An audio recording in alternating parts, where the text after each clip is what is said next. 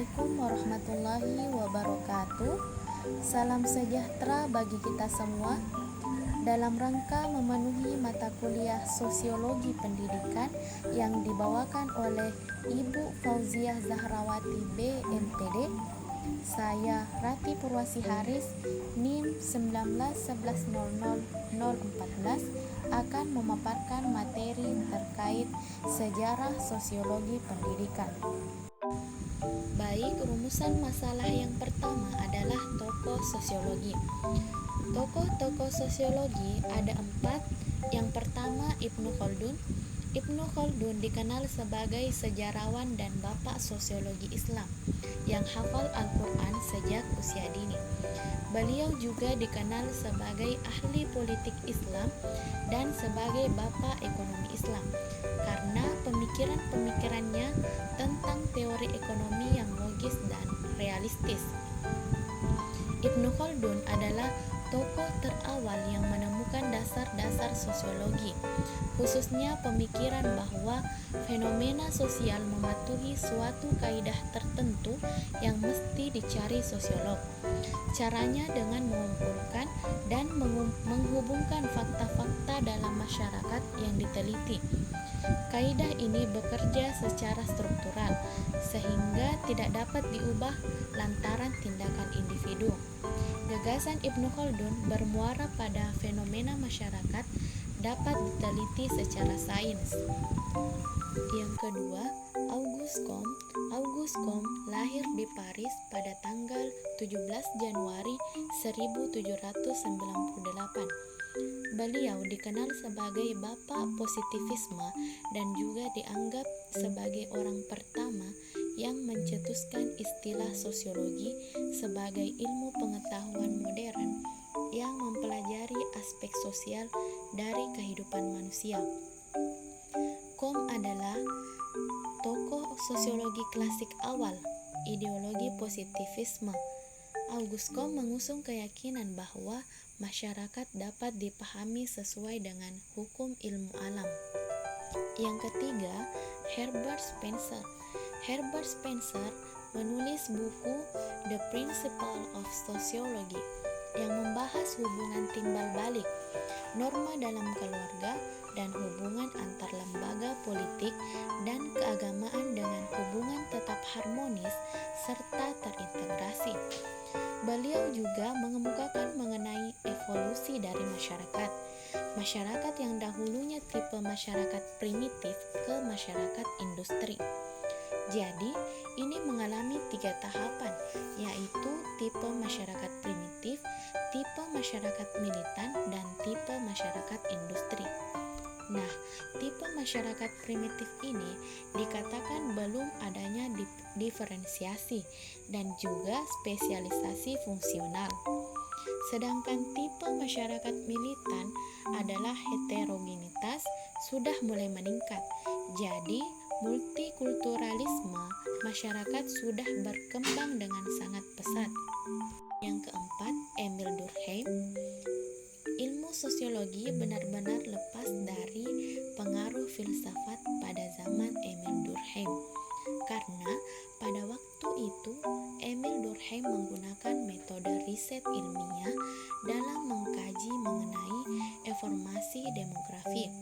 Jadi, dalam bukunya The Division of Labor in Society, beliau juga mengkaji mengenai pembagian kerja di dalam suatu masyarakat, di mana menurut beliau pembagian kerja yang terjadi tidak mengakibatkan disintegrasi masyarakat, bahkan akan meningkatkan solidaritas di dalam suatu masyarakat.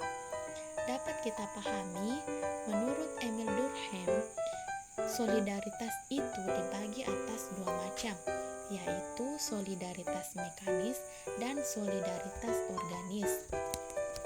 Selanjutnya, rumusan masalah yang kedua adalah tokoh-tokoh sosiologi pendidikan.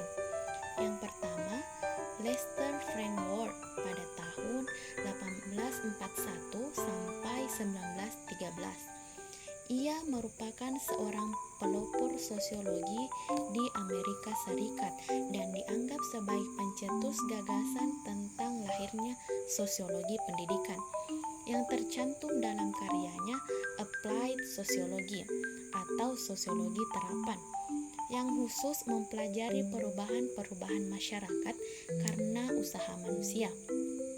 Menurutnya, kekuatan dinamis dalam gejala sosial adalah perasaan yang terdiri dari beberapa keinginan dan beberapa kepentingan. Perasaan merupakan kekuatan individu karena interaksi, kemudian berubah menjadi kekuatan sosial. Dari situ membentuklah sebuah kekuatan untuk menggerakkan kecakapan-kecakapan manusia dalam memenuhi kebutuhannya. Yang kedua, John Dewey pada tahun 1859 sampai 1952. Gagasan Lester Framework kemudian dikembangkan oleh John Dewey, seorang tokoh pragmatis, ahli pendidikan dan sekaligus pelopor sosiologi pendidikan. Dalam karyanya School and Society yang terbit pada tahun 1899 menekankan bahwa sekolah sebagai institusi sosial. Menurutnya, hubungan antara lembaga pendidikan dengan masyarakat itu sangat penting. Ia menawarkan suatu konsep pendidikan yang adaptif dan progresif bagi perkembangan masa depan, yaitu pendidikan harus mampu membekali anak didik sesuai dengan kebutuhan yang ada pada lingkungan sosialnya. Sehingga apabila anak didik tersebut telah lulus dari lembaga sekolah, ia bisa beradaptasi dengan masyarakatnya.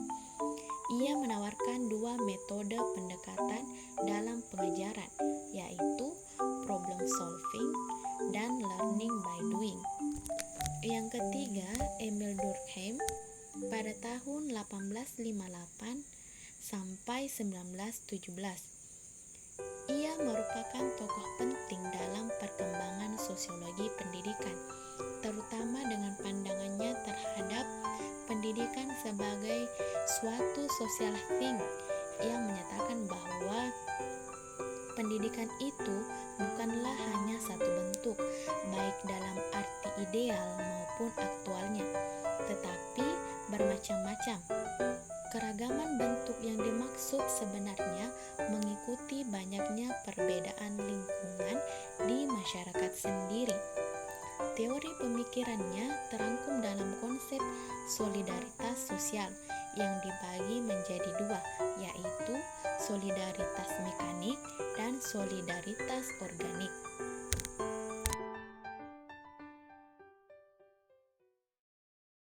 Yang keempat, Karl Mannheim pada tahun 1893 sampai 1947. Karl Mannheim memandang bahwa pendidikan adalah sebagai salah satu elemen dinamis dalam sosiologi.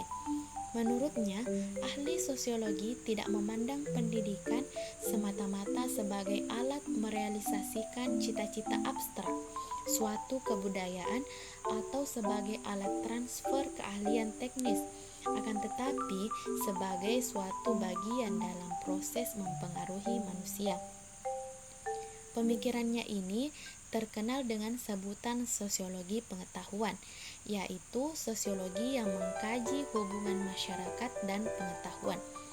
Pemikiran pendidikan Mannheim terangkum dalam karyanya An Introduction to the Sociology of Education. Yang kelima, George Pain. George Pain disebut sebagai bapak sosiologi pendidikan. Ia menegaskan bahwa dalam lembaga-lembaga, kelompok-kelompok sosial, terdapat apa yang dinamakan hubungan-hubungan sosial, di mana dengan interaksi sosial itu, individu memperoleh dan mengorganisir pengalaman-pengalamannya. Inilah aspek-aspek atau prinsip sosiologisnya. Rumusan masalah yang terakhir adalah paradigma sosiologi pendidikan. George Ritzer pada tahun 1992 menulis secara spesifik paradigma-paradigma yang ada dalam sosiologi. Dalam bukunya Sosiologi A Multiple Paradigma Science, Ritzer memaparkan 3 paradigma sosiologi sebagai ilmu sosial, yakni paradigma fakta sosial, definisi sosial, dan perilaku sosial. Ketiga paradigma tersebut menegaskan bahwa sosiologi bukanlah ilmu yang berpandangan tunggal terhadap suatu pokok persoalan. Sosiologi adalah ilmu berparadigma multiple. Berikut 3 paradigma tersebut. Yang pertama, fakta sosial.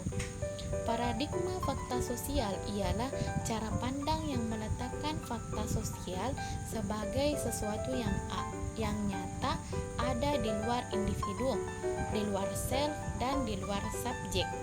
Penekanannya ialah fakta sosial memiliki realitasnya sendiri.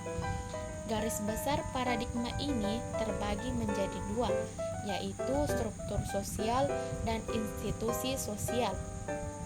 Struktur sosial dapat dicontohkan seperti kelas, kasta, dan strata sosial.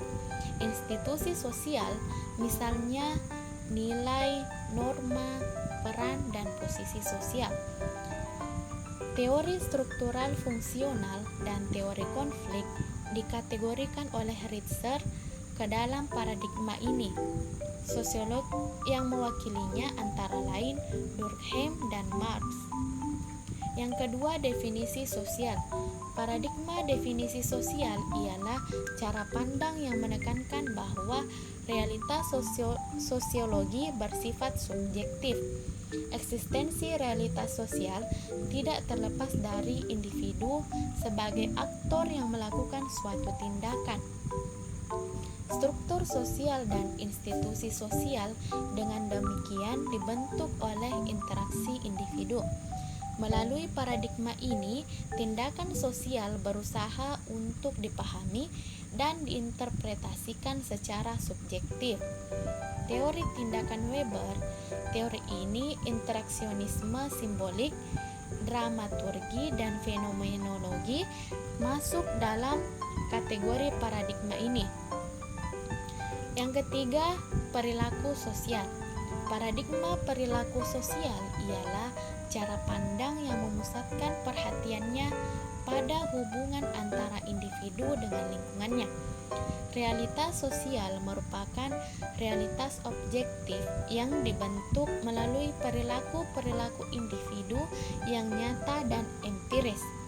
Tingkah laku individu yang berinteraksi dengan lingkungannya merupakan bentuk dari realitas sosial itu sendiri. Teori perilaku atau behavioral dan teori pertukaran sosial dan Blau dapat dikategorikan ke dalam paradigma ini. Demikian materi yang sempat saya paparkan, kurang dan lebihnya mohon dimaafkan. Allahu muwaffiq ila aqwamit thoriq, wallahu yatawalla sholihin. Wassalamualaikum warahmatullahi wabarakatuh.